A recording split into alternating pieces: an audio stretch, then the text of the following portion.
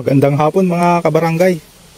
Ang gagawin natin ngayon ay harvest natin yung itlog ng mga alaga nating manok. Ito po. Kukunin na natin kasi nabasa kagabi ito. Malakas kasi ang ulan.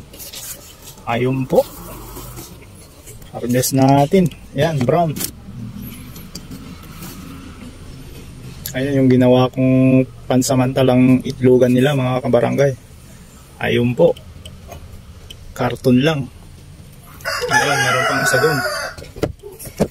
Kaya kukunin natin mga kabarangay kasi nabasa na. Ayan. Ito yung mga itlog nila, brown.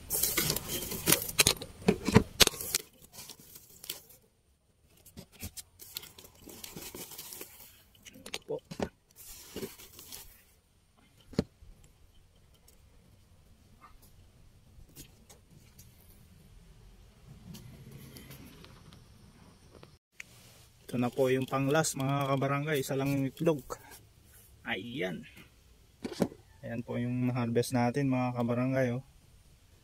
2, 4, 6, 8, 10, 12.